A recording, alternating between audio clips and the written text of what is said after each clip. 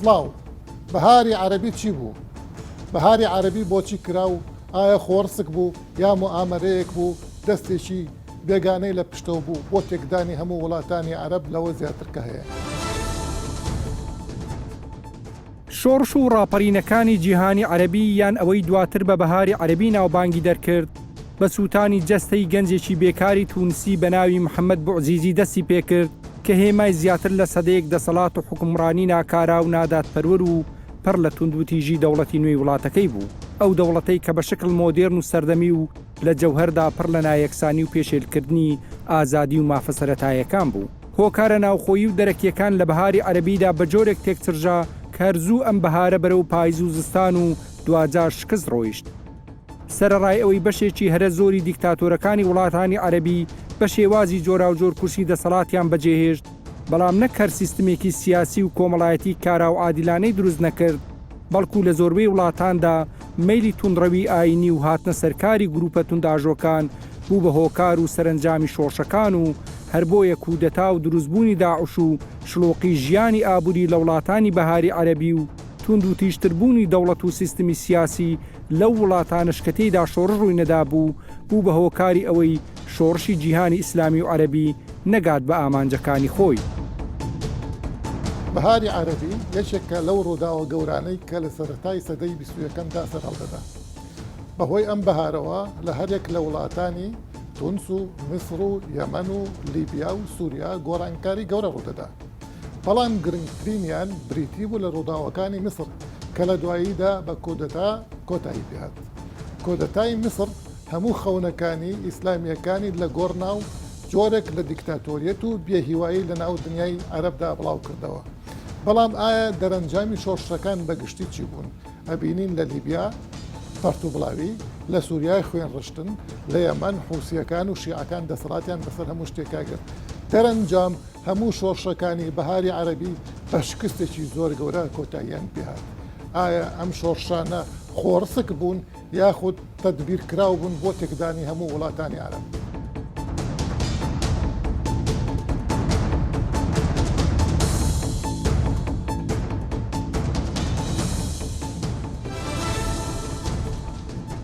طبعا بەهاری عەرەبی هەموو ئەزانین ڕووداوێکی گەورە بوو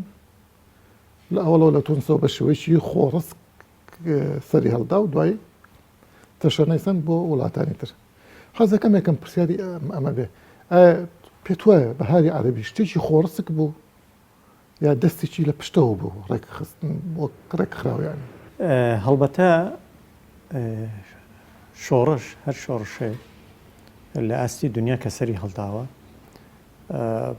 شۆڕشەکان خۆڕسک بوون، چونکە شۆڕش دەرەنجامی کۆمەڵێ ڕەفتاری دەسەڵاتە یاخود ئەو جیهێتەیە کە حاکمە لە وڵاتە، وا دەکا کە بنەماکانی ئەوەی کە کۆمەلگای لەسەر دروست دەبێ پێشێل دەکرێن، واتە مافەکان پێشێل دەکرێن، واتە کۆمەڵێ شت ڕوو دەدا کە لە دەرەنجامە خەڵک هەست بە ناڕەزاییەک دەکات بەرامبەری دەسەڵاتە. شۆڕشەکان بەگشتی کات و تەوقیتیان نییە، وەکو ئینقیلابێکی عەسکەری وانین. تۆ ئەگەر دیراسەی شۆڕشەکانی ڕابردوو بکەی هیچ کامێکیان ڕۆژێکیان بۆ دیار نەکراوە کە ڕۆژی هەڵچوونێکی عەفەویە، خۆی عەفەوی نییە، هەڵچوونێکە لە دەرەنجام و سوود وەرگرتنە لە دەرفەتێ کە دەرفەتێ دێتە پێشەوە. مەسەن بۆ نمونە شۆڕشی فەڕەنسا خۆی لە کاتی کۆبوونەوەی گشتی مەلیکی لویسی شازدەم هەمویان کۆبووبوونەوە وەکو پەرلەمانێک وا بوو، بەڵام سیر دەکەی ئەو چینەی کە تەمسیلی گەل دەکا ناڕەزای دەردەبڕن کە ژمارەیان 600 بوو. بە هەمان شێوە شۆڕشی بەریتانیا کاتێک کە ئۆلیڤەر کرۆمڵ ئەوان کاتێک لە کاتی شۆڕشات گرسەیری بکەی کاتێک کە لە کۆبوونەوەیەکە داوا لە مەلیک دەکرێت کە مەلیک چارلزە بەشێ لە دەسەڵاتە ئەسکەریەکانی بدا بە پەرلەمانە نایدا دەبێتە زۆرێک لە شۆڕش. لەبەرەوە شۆڕش ناتوانین بڵێ عەفەویە، بەڵام لە هەمان کاتشدا شتێکی خۆڕسکە. شۆڕشی بەهاری عەرەبی شتێکی خۆڕسک بوو لە دەرەنجامی سەدەیەک لە زوڵم و ستەمی هێزە دەسەڵاتدارەکان دکتاتۆرەکان کە مافەکانی مرۆڤیان پێشێل دەکرد کە هیچ زۆر دیموکراسیەتێکیان نەدا. حتا لە مەسلەی تەنظیمی کۆمەلگاشە فەشەلیان هێنا لە مەسلەی اقتصادا تووشی شکستیان هێنا لە بۆ عزیزی دەستی پێکرد کە لە تونسا بوو بەڵام دوایی پەلی هاویش بۆ ئەو وڵاتانەی کە هەمان بنەماکانی هەمان زۆری ڕەفتاری قیادەکانیان یاخود ڕئیس جمهوریەکانیان کاریگەری لەسەر دەرونی خەڵکا زۆر باشە مامۆستا پرسیاری کە زۆر جار ئەو ڕژێنرێ ئەڵێن کە ئەمە بۆ بەڕێزت تایبەتە وەک ئەندامێکی سەرکردایەتی لە حیزبێکی ئیسلامیە ئەڵێن ئیسلامیەکان سواری پشتی ئەم شۆڕشە بوون یا ئەم حرەکەتە بوون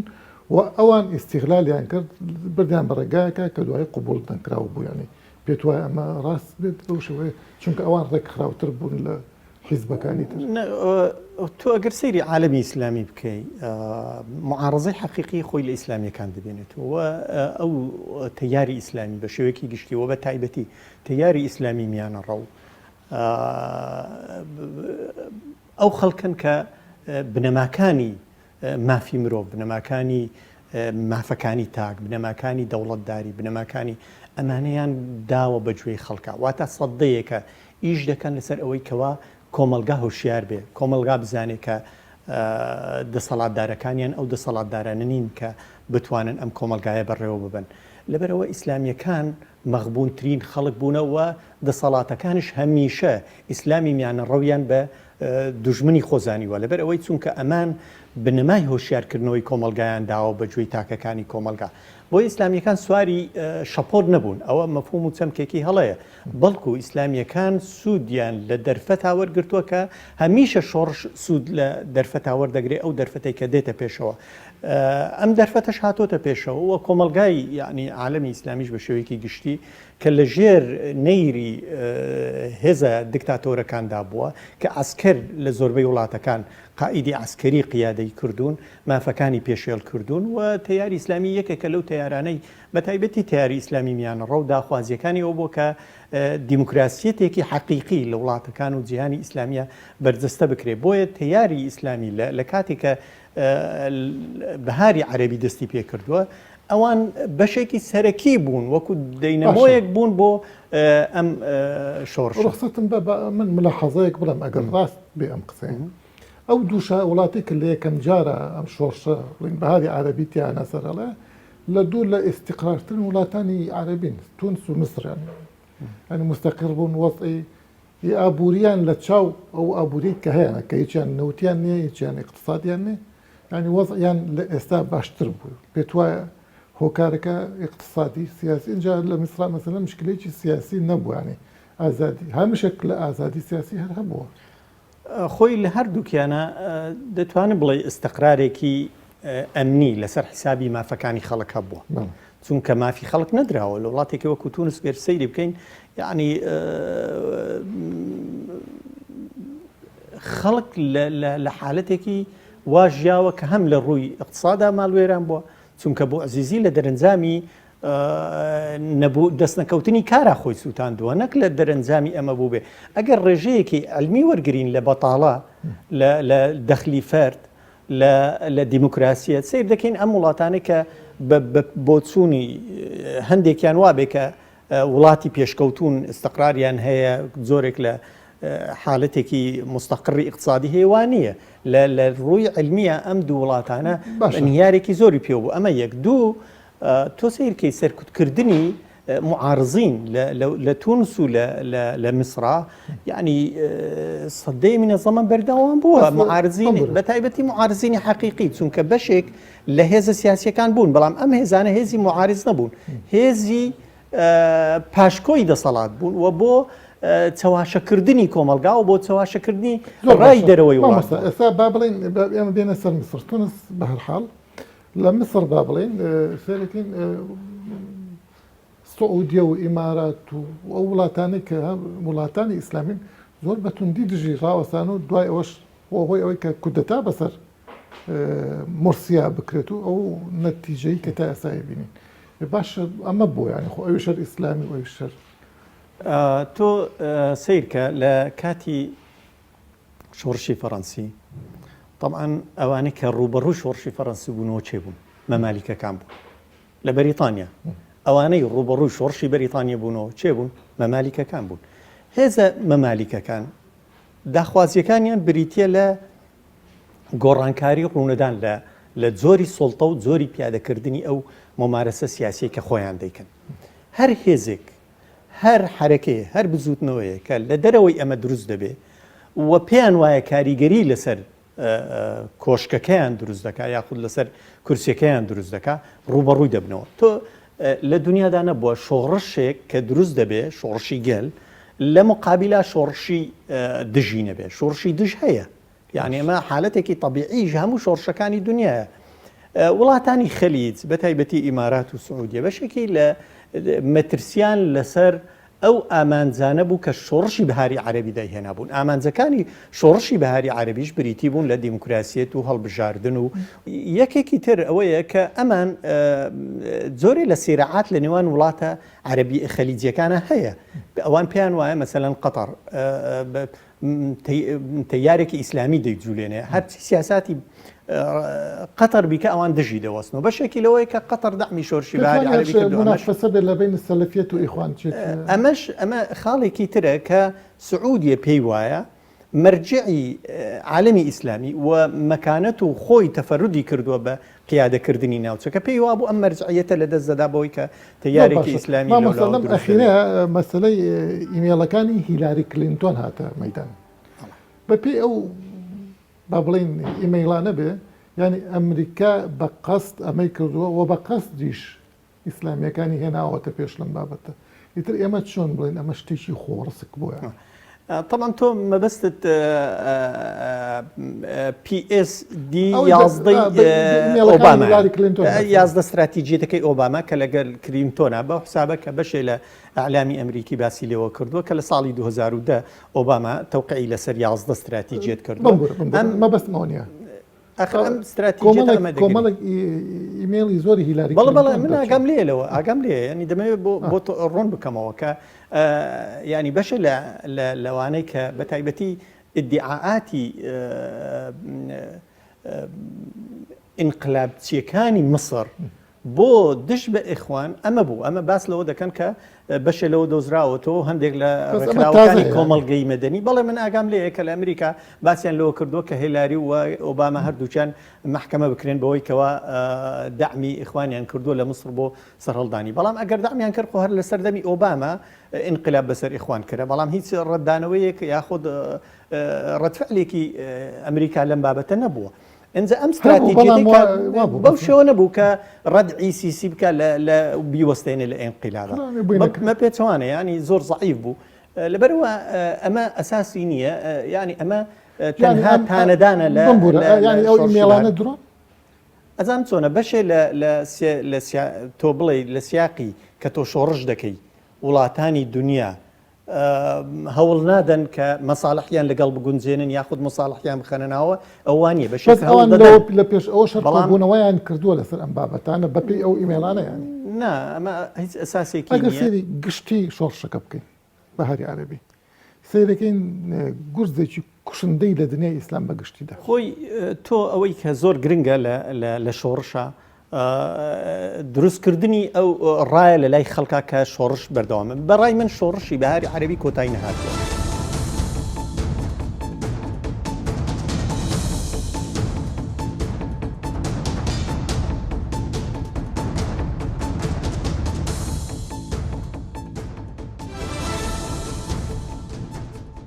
بەڕێزت لە سەردەمی حکومڕانی ئیخواندا لە میسرا ئەتخوێند و هەر ئیتلاعیش و شارزایت لەو بابەتە وا بزانم باشە پێت وە ئیخوان لە حکمی ئەو ساڵاندا سەرکەوتوو بوون پێم وایە ینی خراپترین نموزەجی حکومڕانی ئیخوانەکان پێشکەشیان کرد لە ماوەی ئەو ساڵدا ینی بەو شوێ کەم خۆم لێ بووم ژیاومە خەڵکانێکی زۆریش لەوێ ژیاون و جگە لەوەش ینی توێژەرانێکی زۆر ئەوانی کە توێژنەوەیان لە بوارەدا کردووە خۆی ئەوانی ئیشارەت پێدەم بۆ نمونە توێژنەوەکەیە ئەحمەد زەغلول شەڵاتە لە باسی دەسەڵاتی ئیسلامیەکان دەکاوە نمونەی بە ئیخوانەکان هێناوەتەوە لە میسر دەڵێ ئەوان سەرکەوتوو نەبوون لە حکومڕانیدا لەبەر دوو خاڵی سەرەکی یەکەم ئەوەیە کە ئەوان بەڕاستی لە بە درێژایی کاری سیاسی ئیخوانەکانی مەسەر هە لە ساڵی 1928 هەتا 2011 بەڕاستی ئەمان هەر کاری داعویان کردووە، یعنی خۆیان ئامادە نەکردبوو بۆ شۆڕش. بنەڕەتیشدا لە فەلسفەی ئەواندا شتێک نەبووە بە ناوی ئەوەی کە شۆڕش بەرپا بکەن. احتکاک هەبووە لەگەڵ دەسەڵاتدارەکانی هەر سەردەمە و بڵێن بە درێژای مێژوو، بەڵام ئەوان لە فەلسفەی ئەواندا شتێک نەبووە کە شۆڕش بەرپا بکەن، تەنانەت باسی ئەوەش دەکرێت کە ئەوان سواری شەپۆلەکە بوون. یعنی خوان وەکو بەدیل سیر نەکردو بڵێن. نەخێر بەدیل نەبوون ئەوان، بەڵکو ئەوان خاڵێکی تریشێ دەمێ ئاماژەی پێ بکەم، ئەوەیە ئەوان بە درێژایی ئەو بڵێن ئەو مێژە دوور و درێژی ئەوان هەر لە ساڵی 1928 تا 2011 ئەوانە کە لەبەرەوەی کاری داعویان کردووە هیچ شارەزایەکی نەبوو لە بواری دەسەڵاتداری حکومڕانی، یعنی ئەوانە کە ڕاستەوخۆ بە شێوەیەکی کتوپڕکە هاتن دەسەڵاتیان وەرگرت بەڕاستی مهەیە نەبوون، بەڕاستی ئامادە نەبوون، بەڕاستی ئەزمونێکیان نەبوو، شارەزاییەکیان نەبوو، نەک ئەوە بە قسەی من و بە ئەوەی کە خۆم ئیشارەت بەو ئەزمونیان دەدەم کە خۆم لێ بوومە و خۆم بینیمە، بەڵکو ئەوەی کە لە توێژەرانیش ئاماژیان پێکردووە کە ئەوان بەڕاستی ئەزمونێکیان نەبووە لە حکومڕانی. وەک شاهد یانێک لە چی ئەڵێ باش نەبوون یانی؟ بڵێ ناحیە اقتصادی بڵێ لە دەوڵەتداری ینی ناتوانانی سێکتەرەکان بە باشی بڕێوبند بۆ نمونە وڵاتێکە کە نزیکەی دانیشتوانی 100 میلیۆن کەسە، ئەو وڵاتە کە خۆمان دەزانین کە ڕادەی هەژاری ڕادەی بێکاری گەلێک زۆرەوە دانیشتوانیشی زۆرە، ئەوان ئەو دنیا ڕەنگە و ڕەنگە جوانی کە بە درێژای ئەو مێژووە لە خیاڵدانی تاچی مسری دروستیان کردبوو نەیانتوانی لە ئەرزی واقعدا بە ساڵێک چی بکەن لەگەڵ ئەم هەموو تەحەدیاتی بەردەمیان خۆی ئەوان پرۆژیان نەبوو بۆ نمونە ئێستا ینی هەر لە سەرەتای دروستبوونیانەوە ئەوانە لە ساڵی 1000 بۆ نمونە من شتێکم بینی کە حەسەن بەنا لە ساڵی 1936 کە مخاتبەی مەلیک فاڕوق و بڵێن ملوک و سەرۆکانی وڵاتانی عەرەبی دەکا بەرنامەیەک دەخاتە ڕوو، دەڵێ ئێمە دەڵێ لێمان بگەڕن ئێمە بکەین دەسەڵات بواری ئابووری هەموو بوارەکانی تر بواری تەندروستی بواری ژینگە بواری ژان باش دەکەین، بەڵام لە ئەرزی واقعدا کە دوای ئەوەی کە هاتنە سەر حکم بەڕاستی نەیانتوانی بە شێوەیەکی پراکتی بە شێوەیەکی واقعی ئەوەی کە لە بڵێن ئەو خیتابە پۆپۆلیستی کە دابیان بە خەڵکی خۆیان نەیانتوانی لە ئەرزی واقعدا پێت خیتابەکەی ئەوان خیتابێکی پۆپۆلیستی بوو ینی؟ بەڵێ خیتابێکی پۆپۆلیستی بوو بەس خوان بە نوخبەوی ێزانن ینی نوخبە لەگەڵیان نەبووە، یعنی بڵێن ئەگەر نوخبە لەگەڵیان بی بە بەڵگەوەی ئەو کاتێک کە لەسەر دەسەڵاتیشان لابرد یەکەم چین نوخبەکان بوون هاتنە سەرخەت و گوتیان نابێ دەسەڵاتی ئیخوانەکان بەرداوام بێ ئەوە گەورەترین بەڵگەیەکە نوخبەبی شێوەیەک لەگەڵ دەسەڵاتی بەڕێزت لە کاتی ئینقلابەکە لێ بوویت؟ بەڵێ لێ ئەوەی کە هاتنە سەر جادە ئاگادار بوویت یانێ؟ خۆی سەرەتا ئەوانێک کە هاتن سەرجادا لە سەرەتاوە نوخبە ڕۆڵێکیان بینی کە وەکو ئەوەی کە معارضی ئەو دەسەڵاتە بن، بۆ نمونە کاتی خۆی کە مرسی هاتنە دەسەڵات و خوانەکانە دەسەڵات سەرەتا دژایەتی نوخبەیان کرد، بۆ نمونە دژایەتی هونەرمەندانیان کرد، دژایەتی یعنی خطابێکی توندیان هەبوو هەروەکۆی بۆ نمونە ئیعلام و توێژەرانی باز دەکەن، توێژەران مەسەن بۆ نمونە ئەحمەد زەغلو شەڵاتی لە توێژنەوەکەی دەباسی ئەوە دەکات دەڵێ ئەوە ئیخوانەکان نەیانتوانی تەنەوع هەمە جۆری فرەجۆری قبوڵ بکەن. ئەو مزاهرەی کە دوای ئینقلابی بەدوایە هات بە ملیۆنەها بوو بەو شوەی باسەکرێ خۆی هەروەکو ئاماژەم پێدا سەرەتا لەلایەن نوخبەوە ئەو معارضەیە دروست بوو لەبەرەوەی ئەوان دژایەتی نوخبەیان کرد نەیانتوانی تەقەبولی ئەو هەمە فرەجۆریە بکەن کە لە یاخود فرەفکریە بکەن کە لە وڵاتی میسردایە ئەوان لێک گۆشەنیگاوە سەیری هەموو کۆمەڵگەی میسریان دەکرد. ئەوان بالمناسبە ئیخوان زۆر باسی ئەوان نەکرد کە ئەمان باوەڕیان بە تەعەدود و بەمانە هەیە، بەڵام سەیرەکەین وەکو ملاحەزەیەک سیرەکەین لەگەڵ هەرچی جەماعاتی تەکفیری و حتا تیرۆریست و شخصیاتی تیرۆریست و توندڕە و جیهادیە لەگەڵ ئەمانەیە تەحالوفەکەن کەچی نوخبە مەدەنیەکە و ئەحزابی مەدەنی دژاتی ئەوانە ئەکەن پێت وایە ئەمە ڕاست بێ ینی بەم شێوەیە؟ خۆی لە فەلسفەی هەموو ئیسلامیەکاندا شتێکێ وەلا و بەڕە هەیە، ئەنێ ئەوە دەزانین ئەوان زیاتر خۆیان پێ هەموو ئیسلامیەکان پێوەیە هەر حزبێکی ئیسلامی لە ئیسلامێک نزیکترە لەوەی کە لە حزبێکی غێری ئیسلامی ئەوە بڵێ یعنی ئەوە لە فەلسفەی حکم لە فەلسفەی سیاسەتی هەموو ئیسلامیەکاندا بەو شێوە هەیە، ینی کە دانەوێت تەحالف لەگەڵ ئیسلامیەکاندا بکەن بەڵام لە زۆر خاڵیشدا ناکۆک بوون مەسەن بۆ نمونە لە کۆتاییەکانی حکومی ئیخوانەکان سەلەفیەکان لیان هەڵگەڕانەوە و بەڕاشکاوانە ینی لەگەڵیان نەبوون ینی ئەعلانیان کرد کە لەوانەیە سعودیە پاڵ پشتیان بوو بێت لەولایەنەوە سەلەفیەکان هەر کەسێک پاڵپشتی بوون حزبی نوری سەلەفی بە شێوەیەکی ڕسمی بڵێن زمان حاڵی سەلەفیەکانی مسر بوو هەر وڵاتێک پاڵپشتی بوو بێەوە بابەتێشترە بەڵام حزبی نور مەسا بە ئینساف بڵین ئەو شتێک کە پێ ئەوترە دەوڵەتی قوڵ هەمویان دژی ئەم ئەزمونەی ئیخوان بوون دەوێت بۆ نمونە عسکەر بڵین هونەرمەندان ڕاگەاندن تەنانەت بیزنسمانە گەورەکانیشیانی ئەمەش کاریگەری نەبوو لەسەر ئەو شکستەی کە بەسەر ئەو ئەزمونەیە هات بێ کە دوای ئەوەی دەسەڵاتیان گرتە دەست زۆر جار ئەو لێک دەگرێتەوە کە وڵاتانی بڵێن بێگانە دەستی دەرەچی کۆمەڵێک عوامیل هەبووە کە بووە هۆی ئەوەی کە لەسەر دەسەڵات لام بن خۆ ئەوەش لێک دەدرێتەوە کە کۆمەڵێک عوامیلی تریش هەبوو کە ئەوانین گەیاندە دەسەڵات بەس تۆ پێت وانێت سعودیە و ئیمارات ئەوان بوون مەسەن شتیان ڕێک خست بۆ لابردنی ئیخوان دەسەڵات ئەوانە ئەو هۆکارە دەرەچانە بەشێک بوون هەموو نەبوون یان ئەوەی کلێک بدرێتەوە بۆ نمونە ئیسلامیەکان پێیان وایە حکومڕانێکی زۆر جوانیان پێشکەش کرد بەڵام دەستی دەرەچی لێ نەگەڕا ئەوان بەردەوام بە لەسەرەوەی کە بڵێن دەسەڵاتی خوان تاواوکە موندەی دەسەڵاتی خوان تاوکن من پێمە ئەوە